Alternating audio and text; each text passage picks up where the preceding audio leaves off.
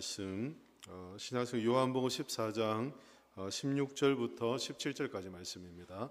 요한복음 14장 16절부터 17절입니다.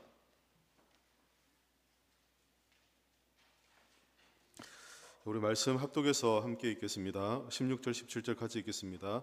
내가 아버지께 구하겠으니 그가 또 다른 보혜사를 너희에게 주사 영원토록 너희와 함께 있게 하리니 그는 진리의 영이라 세상은 능히 그를 받지 못하나니 이는 그를 보지도 못하고 알지도 못함이라. 그러나 너희는 그를 아나니 그는 너희와 함께 거하시며 또 너희 속에 계시겠습니다. 아멘. 오늘 성령의 내주라는 제목으로 말씀을 함께 나누도록 하겠습니다. 우리 옆에 분들과 한번 인사할까요? 우리 사랑합니다, 축복합니다 인사하겠습니다. 사랑합니다.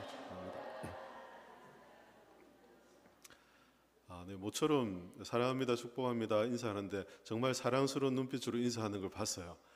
모처럼 서로 평소에 그렇게 좀 봐주시면 좋을 것 같아요. 지금은 저희는 그리스도인이 되는 과정에 대한 신앙의 기초를 함께 나누고 있습니다. 나누고 있고, 그래서 우리가 거듭남 그 중생이 무엇인지, 거듭남과 중생이 물과 성령으로 나는 것인데, 물과 성령으로 나는 것은 성령께서 우리의 죄를 깨끗이 씻는 물의 역할과 또 우리가 성령이라 함은 우리의 마음을 새롭게 하는 새 영을 주시는 성령의 역할, 성령의 중원적 사역에 대해서 성경은 우리에게 말씀해 주시죠. 그래서 우리가 성령 안에서 죄를 씻고 하나님의 자녀로 거듭나는 새로운 영, 새로운 마음을 갖게 된다는 걸 살펴봤습니다. 성령은 우리의 죄를 씻고 우리의 마음에 새로운 마음을 주십니다. 그래서 이전에 죄에 이끌려 살아가는 죄의 영향을 받고 살아가던 그런 마음으로부터 우리에게 변화된 새로운 마음들을 주십니다. 그래서 그 새 마음을 갖고 살아가도록 우리를 이끄십니다. 이것을 성경은 거듭남, 중생이라고 그렇게 하는데요. 이 거듭남과 중생은 반드시 따라오는 것이 있다라고 지난 시간 살펴봤습니다. 따라오는 것이 있는데 이 거듭남과 중생은 반드시 회개라는 과정을 거친다. 우리가 말씀을 함께 나누었죠. 성령께서 우리 안에 우리의 마음에 죄를 씻고 또 우리의 마음을 새롭게 하실 때 우리는 죄를 깨닫고 그 죄를 회개하는 일들이 일어나게 됩니다. 죄를 회개하는 그런 회개의 과정이 반드시 그리스도인이 되는 과정에 있다는 겁니다.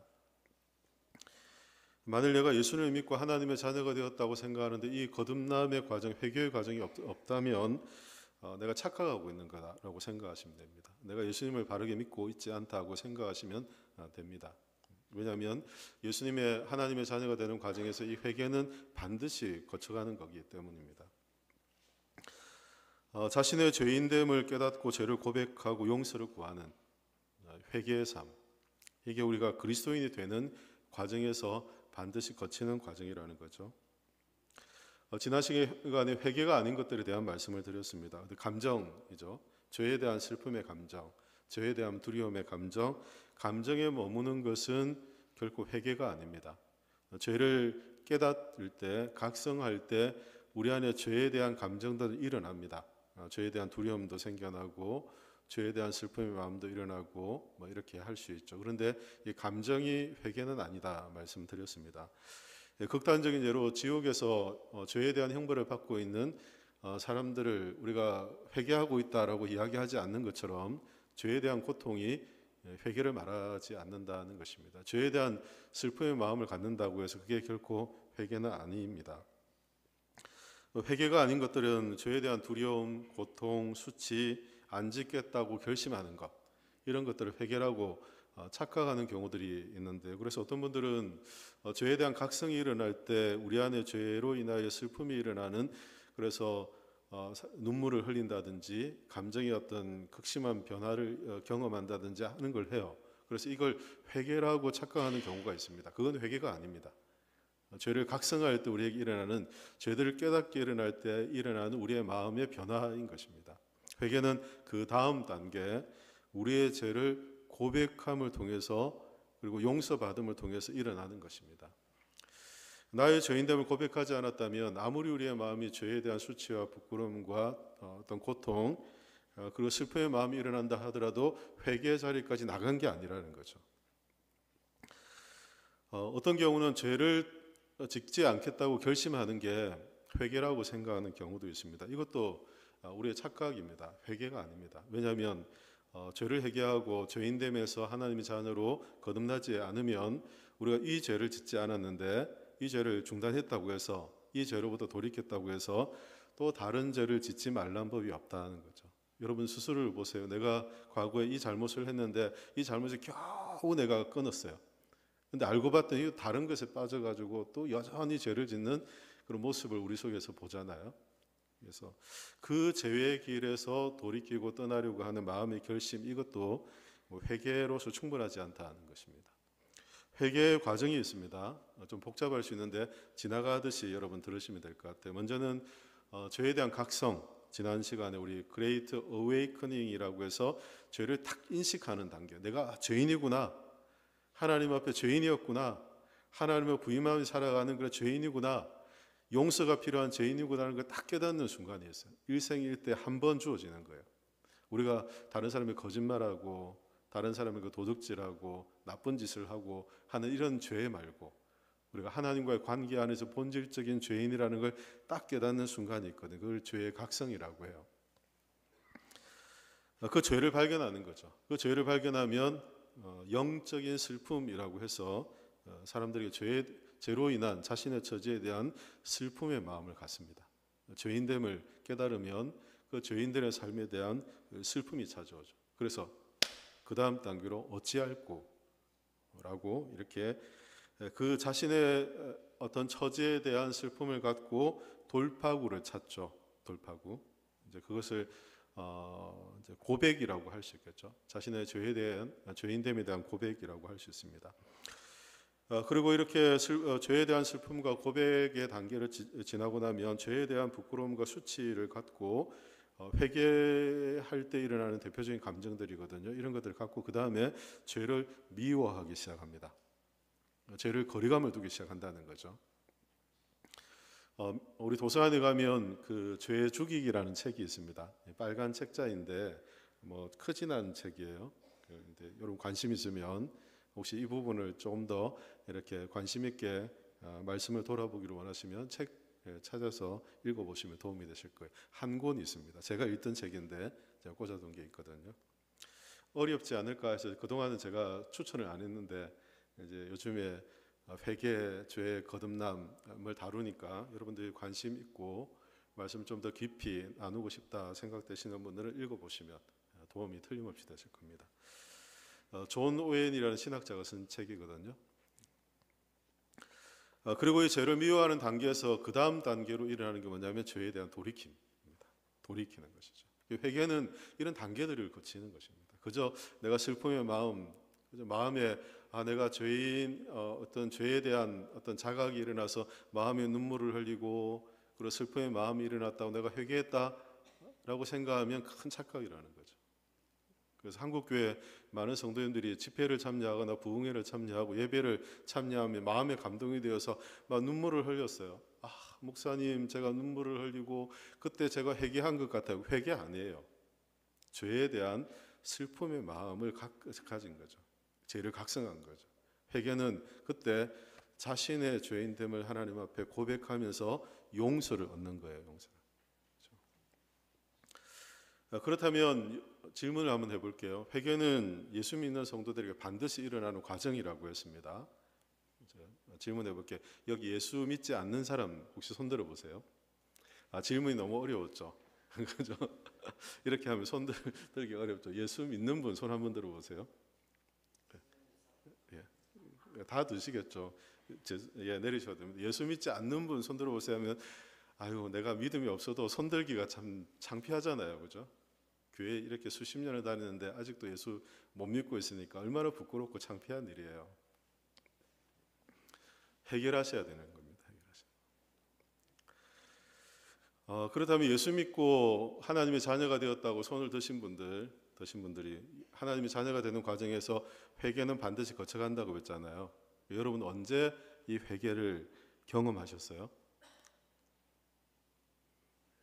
언제? 네? 언제 경험하셨어요?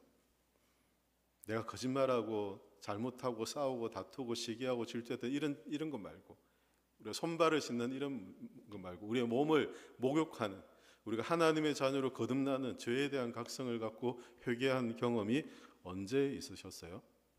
굉장히 중요한 질문이에요. 신앙생활 10년, 20년, 30년, 40년, 50년 하다 보니 과거에 있었던 경험인데 까마득하게 어쩌면 잊혀졌을 수도 있죠. 그리고 어떤 분은 그 과정을 거치지 않고 지금까지 신앙생활을 하고 있는 분들도 있어요. 교회는 다니지만 믿음이 뭔지도, 성경의 말씀 많이 듣지만 믿음이 생겨나지 않아서 나올 때마다 고민하고, 이 자리에 앉아 있지만 여전히 머릿속으로 고민이 되는 분들이 계신 줄 알아요. 여러분들 잘못은 아니에요. 왜냐하면 하나님이 주시는 선물이기 때문에 그래요. 성경이 말하는 죄에 대한 회개에 대한 자신의 죄인됨을 고백하는 회개가 일어나는 방식을 딱 두 가지를 우리에게 소개해줘요. 딱 두 가지. 성경에서 말씀하는 방식이에요. 첫 번째는 말씀을 들을 때입니다. 말씀을 들을 때. 언제 일어난다고요? 말씀을 들을 때 일어납니다. 물론 목사님, 저는 막 그죠? 기도원에 가서 막 기도하다가 회개했는데요. 그 기도하다가 회개한 게 아니라 말씀을 듣고 마음의 죄에 대한 각성을 갖고 기도함으로 회개의 자리에 나간 거예요. 그러니까 회개는 무엇으로부터 시작되냐면 말씀을 들을 때부터 시작되는 거예요. 이해가 되시죠? 대답이 시원찮네요. 이해가 잘 안 되시거나 부담이 되시죠? 저도 이런 주제로 설교하는 게 참 부담이 돼요. 사도행전 2장 37절 지난주에 말씀을 드린 것처럼 베드로가 설교할 때 그 설교를 듣던 사람들이 어떻게 합니까? 그 마음에 찔려, 말씀을 들을 때 그 마음을 성령께서 그 마음에 찔려 회개하는 이 회개의 시작이 시작되는 거죠. 말씀을 들을 때 일어나는 그런 일들입니다. 예레미야서 23장 29절에 보면 하나님의 말씀을 들을 때 마치 이 말씀은 우리에게 무엇과 같이 역사하느냐면 불과 방망이 같이 역사한다고요. 무엇과 같이요? 불과 방망이처럼. 제가 말씀 읽겠습니다. 여호와의 말씀이니라 내 말이 불같이 아니하냐 바위를 쳐서 부수뜨리는 방망이 같이 아니하냐. 하나님의 말씀은 마치 불과 같이 또 방망이 같이 단단한 바위를 깨트리는 망치 같다는 거죠. 그래서 우리의 돌 같은 마음을 하나님의 말씀을 들을 때 이 돌 같은 마음들이 깨트려지는 거죠. 말씀의 능력이 마치 그와 같다는 것입니다. 그래서 말씀을 들을 때 우리의 돌 같은 마음들, 죄에 얼룩져서 죄의 영향을 받고 단단해져 있는 이런 마음들이 깨트려지고 회개케 하는 일들이 시작된다는 거예요. 말씀을 들을 때 이러한 일들이 생겨납니다. 두 번째는 성령으로 그렇게 하나님께서 우리에게 회개케 하십니다. 앞서 말씀드린 것처럼 우리가 말씀을 듣고 기도의 자리에서 회개케 하는 이 모든 것이 성령께서 우리 가운데 주시는 은혜입니다. 베드로전 사도행전 10장 44절을 보면 베드로가 이 말을 할 때 성령이 말씀 듣는 모든 사람들에게 오시니, 말씀을 듣고 어찌할까라고 회개하며 하나님의 구원의 길을 찾는 그들에게 말씀을 들을 때 성령께서 그들의 마음을 깨트리실 뿐 아니라 회개케 하실 뿐 아니라 그들 안에 이 회개의 역사를 성령께서 이루어 가신다는 것을 말씀해줘. 성경은 딱 두 가지 이런 말씀을 하세요. 스가랴서 12장 10절 말씀 보면 내가 다윗의 집과 예루살렘 주민에게 은총과 간구하는 심령을 부어주리니 그들이 겉지른 바 그를 바라보고 그를 위해 애통하기를 독자를 위하여 애통하듯 하며 그를 위하여 통곡하기를 장자를 위하여 통곡하듯 하리라. 하나님이 말씀 안에서 은혜를 구하는 사람들에게 하나님 주시는 이 은혜를 애통하되 마치 독자 장자를 잃은 그 슬픔의 애통처럼 하나님이 주시는 마음이다라고 말씀을 해요. 이 말씀의 범위를 울타리를 벗어나서 일어나는 하나님의 역사는 결코 없다는 거예요. 할렐루야. 말씀의 울타리를 벗어나는 하나님의 역사는 결코 있을 수 없어요. 저희 교회 그 협동 목사로 있었던 그 이창석 목사님, 뭐 여러분 기억은 잘 나시지 않을 겁니다. 아주 오래 전에 저희 10년여 전에 협동 목사로 있다 담임 목사님으로 화성에서 지금 목회하고 계시거든요. 목회하고 계신데 한 4년 정도 전에 저희 부천에 올 일이 있다고 만나서 식사를 하자고 그렇게 하더라고요. 사모님도 같이 오신다고 해서 부천에 무슨 선한 것이 있다고 부천에 올려 하나라고 해서 제가 또 가서 만났더니 어떤 세미나에 참석을 한 거예요. 세미나 참석했는데 그래서 저를 쉽게 말하면 초청한 거죠. 세미나에. 그런데 이 목사님이 어떤 목사님이냐면 좋은 명문대학을 나왔어요. 그리고 총신대학원을 졸업하고 미국에서 신학을 했어요.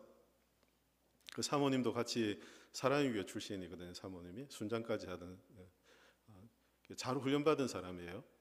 미국에 같이 가서 미국은 1+1이 돼요. 목사님이 공부를 하면 사모님이 같이 무료로 수학을 할 수 있어요. 사모님들이 일을 하지 않는 이상 대부분 가서 공부를 같이 하거든요. 상담학 박사를 받아서 왔어요. 신학 박사, 상담학 박사 부부가 그래요. 신학적 이력으로 보면 대단해요. 그런데 부천에 선한 것이 있다고 저를 이제 초청을 한 거예요. 그래서 식사하면서 세미나를 이렇게 봤더니 제가 그 1시간 듣고 자리에서 일어났어요.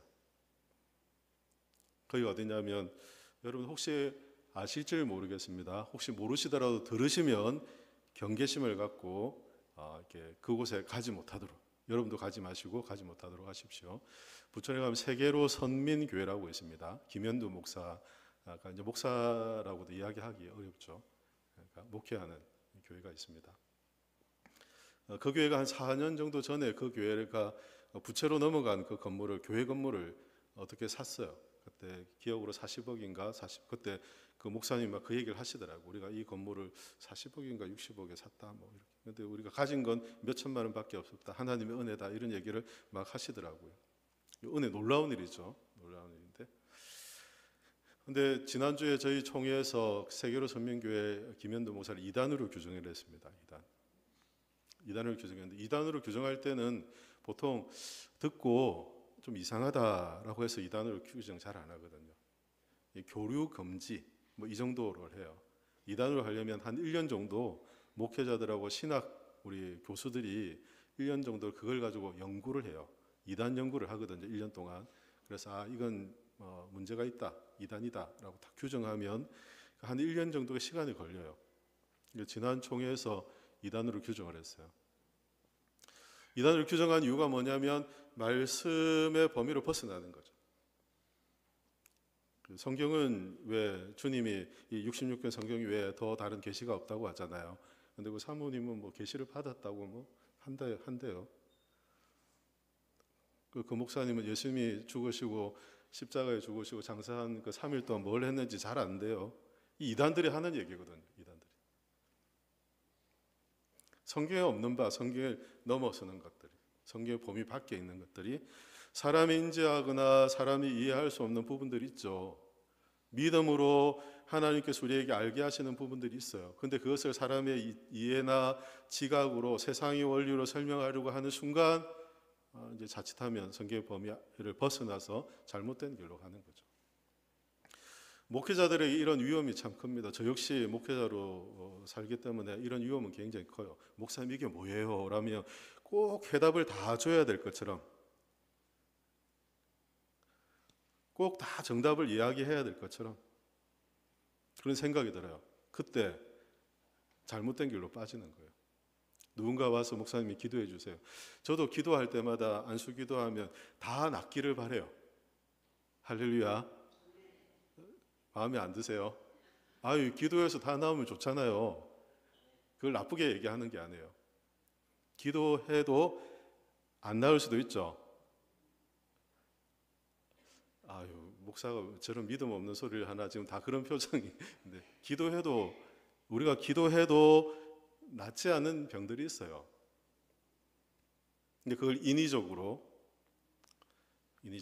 사람의 방법으로 그렇게 하려고 하면 말씀의 범위를 벗어나게 되는 그런 위험성이 목회자들에게 너무 커요. 말씀의 경계 안에. 성령이 역사하시는 방식은 딱 이것 안에 있는 거예요. 제가 이거 안에라는 건 우리 기도하시는 분이나 또 교회 봉사하시는 설교자도 마찬가지지만 성령께서는 이거 준비할 때 역사를 이미 해요. 이걸 벗어나려고 하는 순간 조심해야 돼요. 제가 조금 전에 일부 예배를 마치고 내려가서 황급하게 막 이렇게 준비를 했던 게 있거든요. 급하게 A4 2장 타이핑을 했어요. 나올 때 그걸 주머니에 꽂고 나왔었어요. 또 하려고, 여기다 더 하려고. 나오다가 가만히 생겨 성령이 지혜를 주시는 거예요. 현서가 그거 아니다. 그거 아니다. 너 그렇게 하면 안 돼. 왜 일부 때도 설교를 1시간 했거든요. 2장 더 하면 지금 3장으로 1시간 했는데 2장 더 하면 여러분 이제 성령이 역사하시는 방식은 그런 거예요. 그런 거죠. 울타리라는 게 있는 거죠. 울타리라는 게. 설교 준비할 때 성령이 역사하시고 성령이 깨닫게 하시고 성령이 알게 하시는 범위 안에를 넘어가지 않으려고. 물론 특별한 경우들이 있어요. 특별한 경우들이. 기도하는 분들도 성령의 은혜 가운데 기도한다고 하는데 늘 평소대로 기도하면 준비하지 않은 거예요. 준비는 뭐냐면 딱 정갈하게 딱 갖추어진 대로 준비하면서 성령이 주시는 지혜로 딱 준비해서, 물론 기도문을 읽으라는 건 아니에요. 준비하는 게 그거예요. 평소대로 기도한다는 건 준비 안 하는 거하고 똑같아요. 준비 안 했다는 거하고 똑같은 거예요. 제가 아는 목사님, 친구 목사님이 있는데요. 지난번 한 6년, 7년 전에 제가 부흥회를 한번 갔던 적이 있습니다. 기억나실 거예요. 시골 교회. 부흥회, 그 교회는 시골 교회니까 강사를 초청하기도 어렵고, 그리고 목사님들을 이렇게 부르기도 어렵고, 제가 가봤더니 차를 타고 한참 들어가야 되나, 한 20분 정도 들어가야 되는 차도 이렇게 쉽게 들어가지 않는 그런 지역의 시골 교회였거든요. 그러니까 우리 동기들이 한 번씩 가서 집회를 인도해주고 왔었어요. 가서 우리가 이제 그 하는 거죠. 자비랑으로 하는 거죠. 그래서 이 집회 인도하고 오고 뭐 이렇게 했었거든요. 그 목사님이 그곳에서 7년인가 8년 목회하시다 양산 삼양교회 담임 목사님으로 청병을 받았어요. 삼양교회는 지금 한 3,000명 정도 나오는 교회거든요. 큰 교회 규모의. 그 시골 교회에서 큰 교회로 부임을 한 거예요. 그래서 모든 동기 목사님들이 야, 어떻게 저렇게 하나님이 길을 인도하시는가 해서 이렇게 다 이제 선망의 대상이 되고 부러움의 대상이 되고 시기의 대상이 되기도 하고 뭐 그런 것 같아요. 며칠 전에 이야기를 하다가 그런 얘기를 하더라고요. 제가 그때 부흥회를 가서, 부흥회 끝나면 보통 기도하잖아요. 안수기도 같은 걸 하잖아요. 저도 기도 좀 하거든요. 저도 안수기도 하면 좀 하거든요. 근데 그 목사님은 1시간 반을 안수기도를 하는 거예요. 제가 설교를 1시간 했는데 기도를 1시간 반 하는 거예요. 아예 강사 불러놓고 강사가 1시간 설교했으면 그래도 한 30분 기도하고 좀 끝내야 되는데 말씀의 은혜를 받고 이랬는데 기도를 1시간 반 하는 거예요. 제가 깜짝 놀랐습니다. 깜짝 놀랐어요. 그 몇 명 되지 않는 성도들에게 안수기도를. 며칠 전에 그 얘기를 하더라고요. 자기가 기도하면 치유되는 일들이 많대요. 치유되는 일. 고쳐지는 일들이 있다고 하더라고요. 그래서 어떻게 그렇게 하시냐 이제 부러움으로 물었더니 그 목사님이 정확하게 얘기하시더라고요. 목사님, 제가 제 능력으로 고치는 거 아닙니다. 그분들의 믿음이 고치는 겁니다. 이 얘기를 하더라고요. 그분들이 기도 받는, 그죠? 내가 병을 치유받아야 되는, 내가 문제가 있는, 내가 내 믿음으로 고침을 받고 내 믿음으로 문제를 해결받는 거고 내 믿음으로 그 상황을 뛰어넘는 거지, 목사가 기도한다고 되는 게 아니라는 거죠. 믿음 없이는 아무것도 되는 게 없다는 거죠. 이게 말씀의 울타리를 벗어나는 위험들이 얼마나 우리 주변에 많은 줄 몰라요. 말씀의 울타리 안에서 하나님이 우리 회개케 하시고 우리의 죄인됨을 깨닫게 하시고 고백케 하신 은혜가 있다는 거죠. 그래서 회개하고 주 예수 그리스도의 이름으로 세례를 받고 제 사함을 받으면 성령의 선물을 받게 된다. 그런 말씀들을 하잖아요. 한 3주 전에 그런 말씀을 드렸습니다. 우리가 성령의 인도하심을 받고 살아가는 것에 대한 말씀을 드렸더니 어떤 분이 질문을 해요. 성령이 우리와 함께 하신다는 걸 목사님 어떻게 알 수 있어요? 라고 이렇게 질문을 하더라고요. 거듭남 중생은 앞서 말씀드린 것처럼 회개와 함께 일어나는 일이고 회개를 통해서 우리가 거듭나고 하나님의 자녀가 되면 우리 안에 성령을 선물로 주신다 성경이 약속하고 있잖아요. 그러면 우리가 성령을 받은 걸 어떻게 알 수 있을까라는 것입니다. 어떻게 알 수 있죠? 그때 제가 몇 가지를 한 5가지를 말씀드렸는데요. 그걸로는 잘 확신이 안 된다는 거죠. 내가 예수를 믿고 우리 안에 성령이 계시다, 내 안에 성령이 계시다는 게 확신이 잘 안 된다는 거죠. 믿을 수가 없다는 거죠. 하나님 좀 친절하시면 좋을 것 같아요. 성령 충만한 사람은 얼굴 빨간색으로, 예수님 믿고 구원받았지만 아직 성령 충만하지 않은 사람은 노란색으로, 중간은 좀 초록색으로 색칠을 좀 해주시면 얼마나 좋을 것 같아요. 그러면 저 사람 성령 충만하네. 저 사람 예수님을 믿었는데 아직 성령 충만함으로 나가지 못했네. 우리가 알 수 있잖아요, 그죠? 그걸 바라는 거죠. 내 손에 뭔가 들려지기를 바라면서 질문을 한 거예요. 목사님, 성령의 인도하심을 받는다는 것, 성령을 받았다는 게 무엇입니까? 라고 질문해요. 여러분 어떻게 대답하시겠어요? 그래 제가 기도하면서 말씀을 준비하면서 하나님 주신 지혜가 이거예요. 우리가 중생하고 회개하며 거듭나고 회개하며 하나님의 자녀가 되는 자들에게 하나님의 성령을 주신다고 했고, 하나님의 자녀들에게 성령이 함께 하신다고 했는데, 그래서 우리에게 필요한 것은 중생과 회개와 함께 무엇이 필요하냐면 믿음이 필요하다. 그래서 회중신이라고 했잖아요. 회개, 중생, 신앙, 이 세 가지는 떨어질 수 없는, 논리적으로는 우리가 설명을 하지만 떨어질 수 없는 것이라고 지난번 말씀드린 적이 있어요. 믿음이 필요합니다. 내가 참된 믿음을 갖고 있는가? 역으로 질문을 해보는 거죠. 내가 성령을 받았는가? 내가 성령의 인도하심을 따르는가? 내 안에 성령이 계시는가라는 질문 앞에, 그렇다면 나는 참된 믿음을 갖고 하나님이 약속하시는 성령의 임재, 하나님의 우리 안에 성령이 계신 것을 내가 확신할 수 있는가를 질문해 보는 거죠. 내 안에 성령이 계신 게 그렇게 의심이 되고 확신이 안 된다면 역으로 질문해 보시면 돼요. 나는 참된 바른 믿음을 가지고 있는가? 어떠세요? 여러분 바른 믿음을 가지고 계세요? 바른 믿음을 가지고 계세요? 네, 마음에 안 드시군요 지금. 바른 믿음이 뭐예요? 바른 믿음? 네? 바른 믿음. 네, 말씀. 네. 바른 믿음 뭐죠? 우리가 무엇을 믿고 있는가? 라는 거죠. 나는 과연 무엇을 믿고 있는가? 그 믿음이 나에게 참된가? 라는 질문이에요. 우리 신앙생활에 이것만큼 중요한 게 어디 있어요? 우리는 바른 믿음이라면 성경에서 나오는 진리를 이야기할 수 있겠죠. 그래서 오늘 읽은 17절에도 보면 성령이 우리 가운데 오시면 그 성령께서는 우리에게 무엇이 되냐면 진리의 영이 되신다라고 말씀하며, 그 성령이 우리에게 진리를 밝히시는 분이시다는 걸 말씀해줘요. 세상은 알지 못하는 거죠.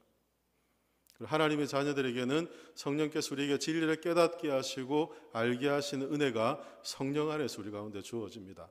진리를 아는 것, 진리를. 우리의 믿음은 성경이 말씀하시는 바른 진리를 아는 거예요. 참된 믿음이 그렇습니다. 성경이 말하는 참된 진리는 뭐죠? 예수님이라고 할 수 있겠죠. 예수님. 왜냐하면 성경 66권을 다 통틀어서 우리가 한 단어로, 한 문장으로 얘기하면 하나님의 아들 예수님은 우리의 구원자시다. 딱 이 한 문장으로 이야기할 수 있는 거잖아요. 그래서 우리의 믿음, 참된 믿음이 무엇인가라고 이야기하면 내가 성경이 말하는 이 진리이신 그 예수님을 어떻게 믿고 있는가를 말하는 거예요. 믿음이 뭐라고요? 예수님을 어떻게 믿는가를 말하는 겁니다. 예수님이 어떤 분이시죠? 예수님? 예수님이 누구예요? 하나님의 아들. 네. 또 예수님이 누구시죠? 나를 위해 죽으시고 십자가에 죽으시고 우리의 죄를 대속하신 분. 네. 예수님이 누구시죠? 네. 성경이 예수님에 대해서 밝히는 세 가지 예수님의 정의가 있어요. 정의가 있는데 그게 뭐냐면 주이시고 예수이시고 그리스도이시다. 요 세 가지 안에 여러분들이 지금 이야기하신 모든 게 다 담겨져 있어요. 우리가 신앙생활을 오래 했는데 왜 예수님에 대해서 모르겠어요? 예수님에 들은 게 얼마나 많은데 이야기하라고 하면 이야기할 것들이 참 많죠. 그런데 그게 나의 믿음인가? 내가 그 예수님을 참되게 믿고 있는가? 질문하는 거예요.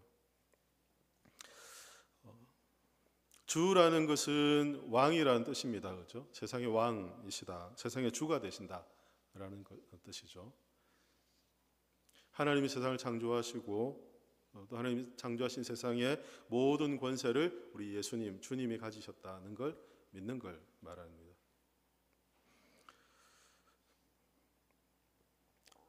예수라는 것은 세상을 죄에서 구원할 자라는 그런 뜻이죠. 예수라는 뜻이 세상을 죄에서 구원할 자가 예수라는 뜻입니다. 모르시는 분들은 없을 거예요. 예수님만이 사람을 구원할 수 있지 다른 이로서는 결코 구원받을 수 없다. 성경이 그렇게 말씀하잖아요. 사도행전 4장 12절에 보면 다른 이로서는 구원을 얻을 수 없나니 천하 인간의 구원을 얻을 만한 다른 이름을 우리에게 주신 일이 없음이라 하였더라. 예수님 외에 이 예수라는 이름 외에 천하 만민이 구원받을 다른 이름을 주신 적이 없다는 거예요. 오직 예수님만이 우리의 길이요 진리요 생명이시고 구원자 되신다고 말씀해 주죠. 예수님은 죄의 결과 정죄가 일어나고 심판이 일어나는 이 모든 것으로부터 우리를 구원하시며 죄의 속박과 지배로부터 우리를 자유케 하시는 은혜를 우리에게 베푸셨다는 걸 믿는 거예요. 주님만이 우리의 구원자가 되신다. 고린도전서 1장 30절 말씀 보면 너희는 하나님께로부터 나서 그리스도 예수 안에 있고 예수는 하나님께로부터 나와서 우리에게 지혜와 의로움과 거룩함과 구속함이 되셨으니 예수님 안에서 지혜를 얻고 의로움과 거룩함과 구속함을 얻게 되었다. 성경 그렇게 말씀해 줍니다. 예수라는 이름이 구원자라는 이름이라는 거죠. 세상 다른 어떤 이름으로도 구원받을 수 없고 오직 예수님의 이름으로만 구원받게 하나님 하셨다. 이걸 믿는가? 참되게 믿는가라는 것입니다. 그리스도는 어떤 뜻이죠? 주 예수 그리스도라고 했잖아요. 주 예수 그리스도. 주님 세상의 왕이시고 예수 구원자이시고 세상을 죄에서 구원할 구원자이시고 그리스도라고 하는데 그리스도는 기름 부음 받은 자라는 그런 뜻입니다. 다 아실 거예요. 구약 성경에 보면 기름 부음 받은 자가 받을 수 있는 자격이 있는 사람이 세 종류의 사람입니다. 하나는 선지자, 또 하나는 제사장, 하나는 왕. 이렇게 기름 부음을 받았어요. 선지자는 하나님의 말씀을 백성들에게 전하는 사람입니다. 말씀을 갖고 백성들에게 나가는 사람들이죠. 그리고 제사장은 죄로 인해 하나님 앞에 설 수 없는 사람들을 대신해 하나님 앞에 서서 죄를 해결하고 하나님 앞에 나갈 수 있도록 하는 중재자가 제사장이었죠. 예수님 우리의 대제사장이 되셔서 십자가를 통해 우리가 하나님께 나갈 수 있는 우리의 죄의 문제를 해결하고 하나님께 나갈 수 있는 중재자요 대제사장이 되신다. 성경이 그렇게 말씀해 주죠. 그리고 또한 그리스도는 왕, 기름 부음 받은 자는 왕들이 받는다고 했잖아요. 왕은 한나라의 왕으로서 그 백성들을 모든 공격으로부터 보호하고 지키는 그리고 인도하는 역할을 하는 사람이 왕이지 않습니까? 예수님은 우리의 왕이 되셔서 우리가 어떤 권세로부터도 하나님의 자녀의 권세를 빼앗기지 않고 십자가의 능력과 승리를 경험하며 살도록 우리 인도하고 보호하시고 돌보시는 분이 우리 예수님이시다는 것 고백이 그리스도라는 표현 안에 있다는 거죠. 여러분들은 어떤 믿음을 갖고 계세요? 이 주님에 대한 성경이 말하는 주 예수 그리스도에 대한 믿음을 갖고 계세요? 이 참된 믿음을 갖고 계세요? 우리의 믿음을 먼저 점검해보고 내가 바른 믿음을 가졌는가를 보고 하나님의 약속을 신뢰하는 것입니다. 내가 이 바른 믿음을 갖고 하나님 신의 구원의 확신을 갖고 살아가는 나에게 하나님이 약속하신 것이 분명하다는 것을 확신하며 살아간다는 거죠. 그래서 요한복음 14장 6절 말씀에도 보면 예수님의 길이시고 진리시고 생명이시다 우리에게 말씀하며 오직 유일한 길이 되시고 완전한 진리가 되시고 영원한 생명이 되시는 분이 우리 예수님이심을 말씀해 주세요. 예수님 외에는 그 어떤 길도 그 어떤 진리도 그 어떤 생명도 결코 우리가 하나님 앞에 설 수 있게 할 수 없다는 걸 우리가 알게 되죠. 예수님은 죄의 결과 우리가 얼마나 무지하고 하나님을 알지 못한 채 살아갔는지를 깨닫게 하시는 선지자의 역할을 하시는 분이시죠. 죄 가운데서 하나님을 부인하며 살았고 하나님을 알지 못한 채 살아갔던 우리의 죄된 삶의 상태를 깨닫게 하시는 선지자의 역할을 하시는 분이 우리 예수님이시죠. 그리고 죄책감, 죄로 인하여서 하나님 앞에 설 수 없는 자격 없는 우리를 위해 주님이 대신 십자가에 나가시며 우리가 하나님 앞에 설 수 있도록 대제사장의 역할을 하시는 분이 우리 예수님이시죠. 그리고 죄의 권세, 사망의 권세가 있습니다. 그러나 이 죄의 권세와 사망의 권세를 깨뜨리고 우리를 보호하며 영원히 우리와 함께 하시는 성령의 인도하심을 따라 하나님의 자녀답게 살도록 하시는 왕으로서 예수님께서 우리를 인도하고 계세요. 성령은 진리의 영이시기 때문에 우리가 예수를 믿고 우리 안에 성령이 계시면 이 사실을 깨닫게 하는 거예요. 이 사실을. 이걸 믿게 하는 거죠. 성령이 우리 안에 계신 증거 어떻게 알 수 있습니까? 하나님의 이 말씀이 마음에 믿어지는 거예요.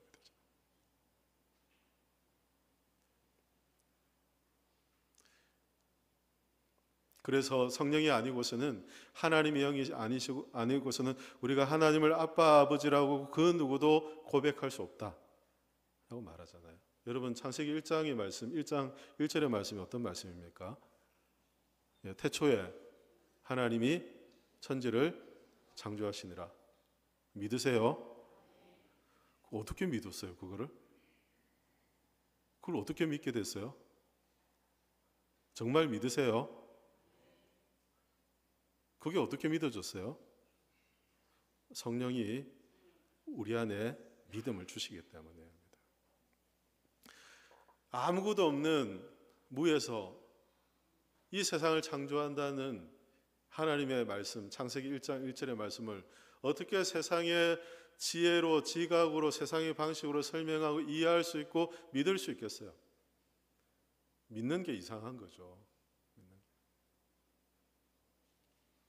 그러나 성령께서는 우리에게 믿음을 주셔서 하나님의 말씀을 마음에 확신하며 살도록 하나님의 말씀을 믿고 성령은 진리의 영이 되셔서 말씀을 믿고 살아가도록 확신하며 살아가도록 우리 안에서 역사하시는 거예요. 성령이 여러분들에게 여러분 안에서 믿음의 사람들에게 역사하시는 거죠. 그걸 믿으면서 우리 안에 계신 성령이 계시다는데 왜 그걸 못 믿어요? 창세기 1장 1절을 믿으면서 왜 성령이 우리 안에서 우리를 이끌고 계시다는 걸 잘 못 믿고 살아가요? 예수님의 동정녀 탄생 여러분 믿으세요? 성령으로 예수님이 처녀의 몸에 잉태되었다. 놀랄만한 일이죠. 놀랄만한 일. 중학생들 제가 중학생 때 이것 가지고 얼마나 얘기를 많이 했는지 믿어지지 않으니까 어떻게 성령으로 사람의 몸에 처녀의 몸에 잉태될 수 있습니까? 그 믿음을 갖게 하시는 분이 누구라고요? 성령께서 우리 가운데 믿음을 주시는 거죠. 그게 믿어지지 않으면 그죠? 창세기 1장 1절의 말씀 믿어지지 않으면 그러니까 우리 안에 내가 하나님께 주시는 이 믿음, 성령의 인도하심 가운데 깨닫게 하시는 게 아직 일어나지 않아서 그런 거죠. 하나님의 자녀들에게 주시는 하나님의 그 은혜인 거죠. 내가 아직 거듭나지 않으면 이해할 수가 없는 거예요. 그러니까 이상하게 생각하지 마세요. 내가 뭐 좀 믿어지지 않는다고 해서 다르게 생각하지 마세요. 하나님의 자녀가 될 때 믿어지는 것이기 때문에 성령 안에서 믿음을 갖게 되는 것이기 때문에 그걸 너무 이상하게 그렇게 생각하지 마세요.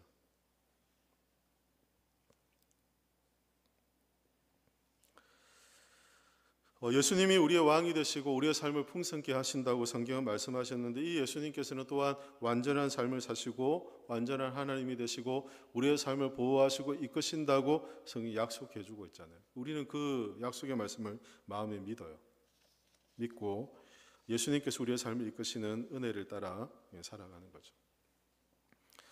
성령이 우리 안에서 일하시면 우리의 성품이 변화돼요. 그래서 여러분 주변에 보시면 예수 믿고 달라진 분들, 물론 달라진 어떤 결과만을 가지고 이 사람이 예수 잘 믿는다, 어떻다 이야기하기는 어려워요. 그런데 성령이 우리 안에서 역사하시고 우리를 이끄시면 변화들이 일어나요.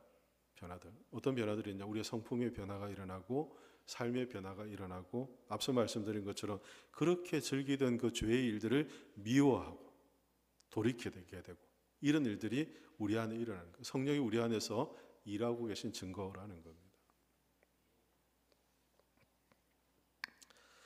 그래서 갈라디아서 5장 22절 23절에 보면, 오직 성령의 열매는 사랑과 희락과 화평과 오래 참음과 자비와 양승과 충성과 온유와 절제니 라고 말씀하면, 우리 안에 성령이 우리를 인도하시면 이런 성령의 열매로 나타나는 것입니다. 그 열매가 다양한 스펙트럼을 가지고 나타나는 거죠. 성령의 열매는 하나인데, 그죠? 프리즘은 하나인데 스펙트럼이 다양하게 나타나는 거예요. 어떤 분들은 성령의 인도하심에 대한 이렇게 생각들을 하면 너무 고지점, 높은 지점만을 생각하는 경우들이 있어요. 그래서 늘 부족하다, 또 늘 자격 없다, 이렇게 생각하는 분들이 계세요.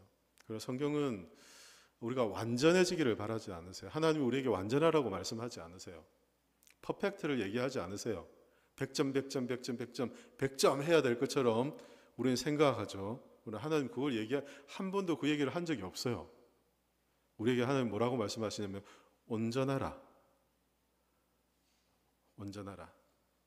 무엇 안에서 온전함입니까? 하나님 우리에게 주신 분량 안에서 온전하는 겁니다. 사람마다 분량이 다 달라요. 피지컬 있잖아요. 신체 구조 다 다르잖아요, 사람들이. 어떤 사람들은 키가 크고, 어떤 사람들은 키가 작고, 어떤 사람은 목청이 크고, 어떤 사람은 좀 목청이 작고, 다 다르잖아요. 다 분량이라는 게 있거든요. 우리의 믿음의 분량도 있어요. 하나님 그래서 우리가 그리스도의 몸을 세워갈 때 너희의 믿음의 분량대로라고요. 분량대로. 우리의 분량을 뛰어넘으라고 하지 않으세요. 그 온전함을, 그래서 늘 100점만 생각하니까 늘 나는 자격 없다고 생각하고 부끄럽게 생각하고, 하나님 우리에게 주신 것 안에서 믿음을 잘 지켜가면 되는 거예요. 이 참된 믿음을 가지고 성령의 인도하심 안에 내가 100점이 아니어도, 그 고지점이 아니어도 하나님이 나에게 주신 은혜를 따라 매일을 살아가는 거예요. 하나님 그것이면 충분하다 하시는 거예요. 우리에게 하나님이 허락하지 않은 것 이상을 하나님이 우리에게 요구하지 않으세요. 분량을 따라 믿음으로 살게 하시는 거죠. 그런데 우리가 그 분량을 지켜가기 위해서 뭐가 필요하냐면 은혜가 필요한 거예요. 은혜가. 근데 그 분량을 지켜가기 위해서 은혜가 필요한 거예요. 하나님의 은혜로. 하나님 나를 이끌어 주셔야, 하나님의 지혜를 주셔야 나에게 주신 분량을 따라서 내가 믿음을 지켜가고 성도를 돌아보고 교회를 세워가며 나에게 허락하신 것 안에 내가 믿음으로 살아가게 되는 그 삶을 사는 거죠. 오늘도 예수 그리스도를 믿는 믿음의 사람들에게 우리가 성령으로 하나님께서 우리를 이끄시고 계십니다. 이 성령의 인도하심은 하나님이 결코 허락지 않은 것 이상을, 허락한 것 이상을 요구치 않으세요. 분량을 따라 우리가 하나님의 은혜를 따라 살도록 하나님께서 우리를 부르시고 계세요. 나의 믿음이 참된가? 내가 바른 믿음을 갖고 있는가? 내가 예수 그리스도에 대한 이 믿음을 내가 확신하고 있는가? 하나님의 자녀로서 이 땅을 살아감에 있어 내가 의심이나 두려움이나 염려의 인생이 아니라 약속의 말씀을 신뢰하며 살아가고 있는가? 그런 말씀 앞에서 우리 자신들을 점검해 봐야 될 겁니다. 저는 여러분들이 다 믿는 자가 되기를 바랍니다. 할렐루야. 참된 믿음을 갖고 하나님 우리에게 주신 은혜를 따라서 이런 주님의 은혜 안에 승리하는 복된 인생이 되시기를 예수님의 이름으로 축원합니다. 기도하겠습니다.